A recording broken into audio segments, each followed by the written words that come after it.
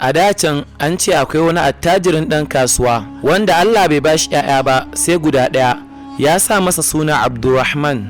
Ya ƙaunace shi sosai, yana masa nasiha kullum cewa kuɗi inuwa ce mai shuɗewa, duniya ba a yarda da ita ba, idan ta saka dariya yau gobe za ta iya saka ka kuka. Da Abdurrahman ya girma sai lokacin aure ya yi, sai mahaifinsa ya ce masa da murya mai nutsuwa, ya ɗana, idan za ka auri mace ka tambaye ta a daren aure tambaya guda ɗaya, ka ce mata yaushe dirhami guda zai fi dirhami biyu. Idan ba ta san amsa ba ka sake ta nan take, ka sani wannan amsa ba kowace mace za ta iya amsawa ba, sai mace mai hankali da imani. Abdurrahman ya ji wannan nasiha, sai ya nemi budurwa ta farko daga makwabta. A ranar auren ko kuma bayan an yi auren ya tambaye ta sai ta kasa amsawa, sai ya sake ta nan take babu jinkiri. Ya sake yin ƙoƙarin haka da budurwa ta biyu, abu ya zama iri ɗaya, ta kasa amsawa sai ya sake ta nan take.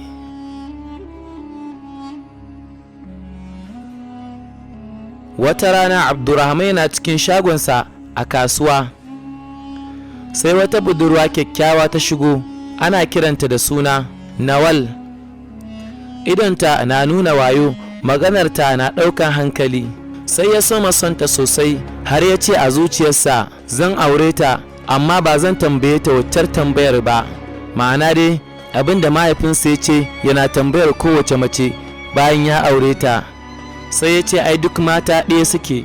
Sai ya aure ta, ya yi watsi da wasiyar mahaifinsa, amma duk da haka ya tambaye ta tambayar, ita ma sai ta kasa amsawa. Sai zuciyarsa ta karye, amma ya ɓoye wannan sirrin a mahaifinsa.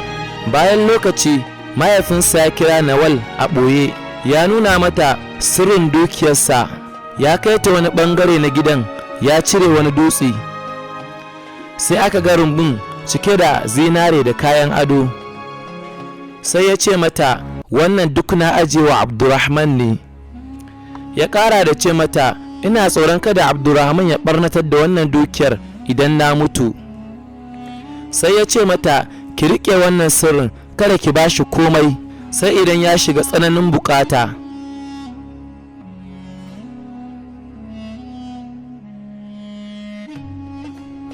Nawal ta yi matuƙar farin ciki, amma sai kwaɗayi ya fara tasowa a cikin zuciyarta.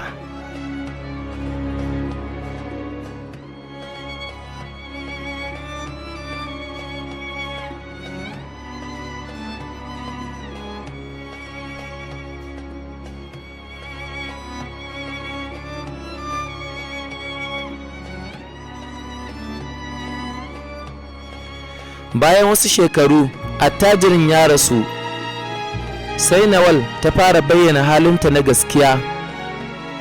Ta dinga matsawa Abdurrahman ya siya mata kaya da kuma kyaututtuka, shi kuma yana bayarwa ba tare da ƙididdiga ba, har ya kasance cewa waɗannan kuɗin sun ƙare. Da kuɗinsa ya ƙare kuma ya shiga tsananin hali. Nawal ba ta faɗa masa sirrin taskar zinare ba, ko kuma ce wannan rumbun zinaren da mahaifinsa ya nuna mata.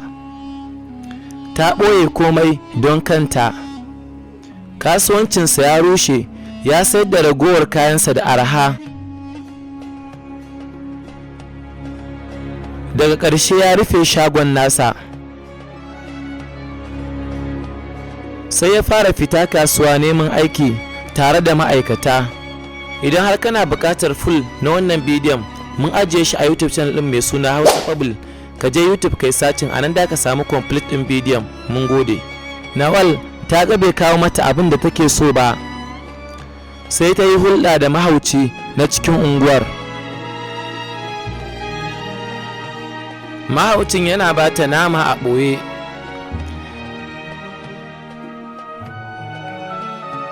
Amma Abdurrahman tana ba shi burodi da mai ne kawai. Wata rana wani mutum ya kira Abdurrahman aiki. Abin mamaki, mutumin abokin mahaifinsa ne.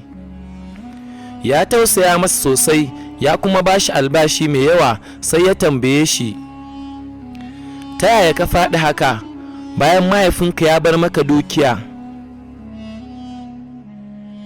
Abdurrahman ya ba shi labarin abin da ya faru. Sai abokin mahaifinsa ya ce, ba zan yarda dukiyarka ta ƙare haka nan ba, wataƙila ya gaya wa matarka wannan sirrin, ma'ana da ya gaya wa matarka inda dukiyar take. Abdurrahman ya tuna matarsa ta kasa amsa tambayar da mahaifinsa ya ce yi mata, sai ya ji takaici sosai. Abokin mahaifinsa ya ba shi dabara, ya ce ka ɓoye lamarin kada ta gane kana zargi, ka ce mata za ka sayar da gidan sai ka tura ta ita kuma gidan iyayenta. Abdurrahman ya dawo gida, sa'an nan sai ya ce wa Nawal, bani da kuɗi don siyar da gidanmu, sai mu koma ƙaramin gida. Sai ya ce ta je gidan iyayenta na 'yan wasu kwanaki.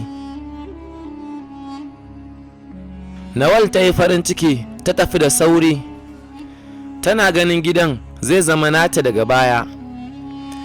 Da ta tafi sai Abdurrahman ya fara bincike a cikin gidan, bai ga komai a gidan ba.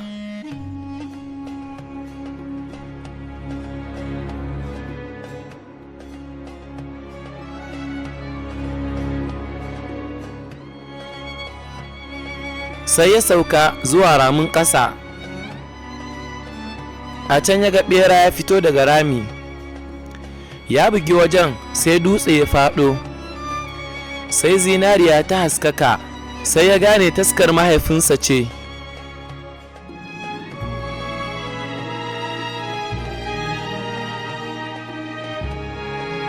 Ya yi kuka, sa'an nan kuma ya yi wa mahaifinsa addu'a. Sai ya ɗauki zinariya da kayan ado, amma yi dabara ya maye gurbin zinariyar da kashin raƙumi, ya rufe dutsen kamar yadda yake. Da safe ya sa a yi sanarwar sayar da gidansa a Gwanjo.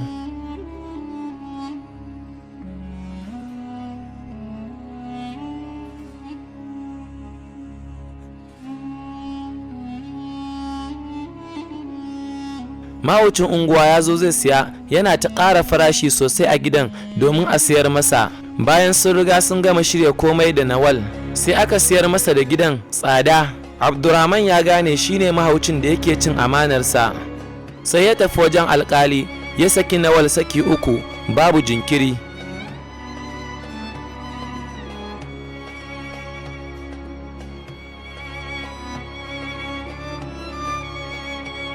A gefe guda, mahauci ya sauka da Nawal zuwa ramin ƙasa domin ta ba shi kuɗi daga taskar da suka shirya.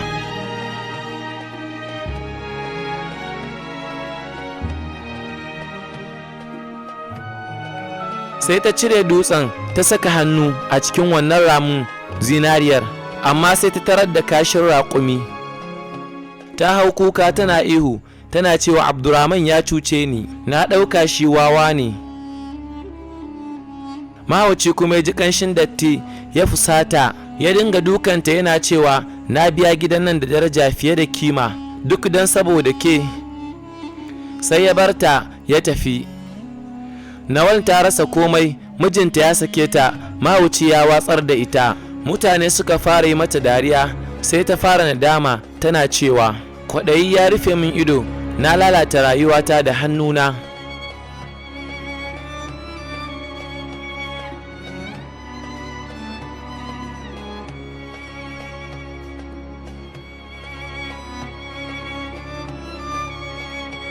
Washe gare Abdurrahman ya shiga gidan mahaifinsa.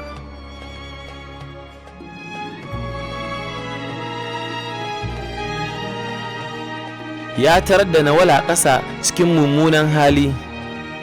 Sai ya ce mata, da kin zama mace ta gari da na raba miki dukiyar mahaifina, amma ke mai kwaɗayi ce.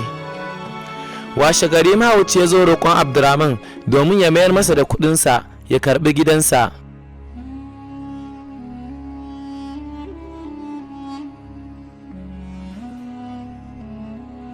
Sai Abdurrahman ya ce, zan baka rabin kuɗin da ka biya.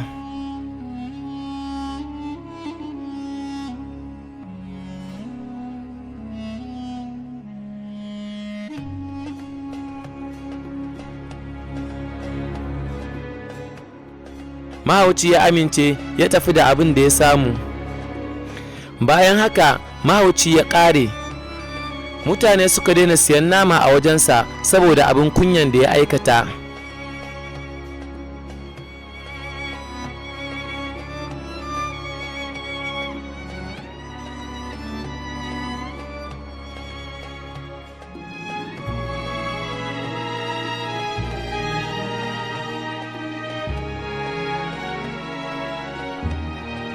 Abdurrahman ya buɗe sabon shago kuma ya cika shi da kaya faɗi.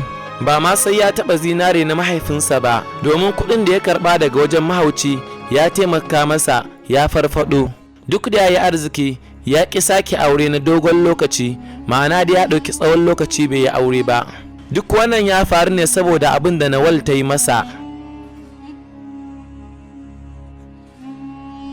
Wata rana ya je gidan abokin mahaifinsa.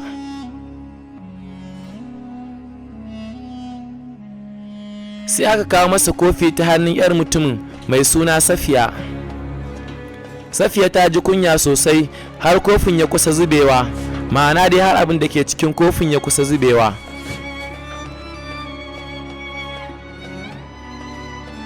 Abdurrahman ya ce mata babu komai, ki ɗauka na sha. Sai ta yi murmushi cikin ladabi. Abdurrahman ya ji ta burge shi, amma ya ji tsoro saboda ya taɓa kuskure a baya. Sai yanke shawarar ya gwada Safiya.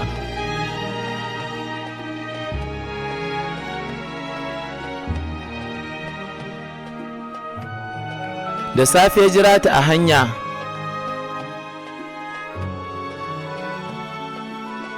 Ya zubar da abin zinare a kan hanya, ya ɓuya ya tsaya yana kallo. Safiya ta ɗauke shi ta yi mamakin kyawunsa.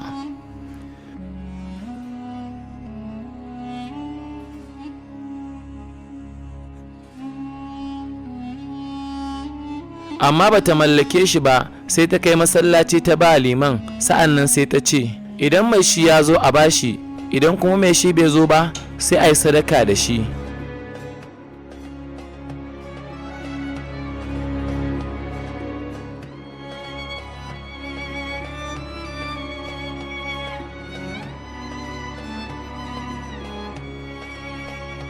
Sai Abdurrahman ya fito ya ce abin wuyan nawa ne ga siffarsa, sa'an nan sai ya ce, amma saboda abin da na gani daga halinki, wannan abin wuya ya zama sadakinki, zan zo neman aurenki.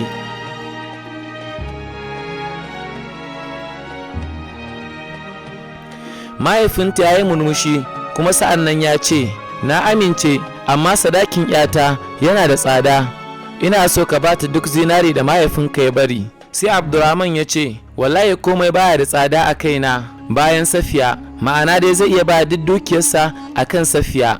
Sai mahaifinta ya yi dariya ya ce, ina gwada zuciyarka ne kawai, wannan abin wuya da ke hannunka ya isa sadaki. A daren aurensu, Abdurrahman ya tambayi Safiya tambayar da mahaifinsa ya taɓa faɗa, yaushe dirhami guda zai fi dirhami biyu.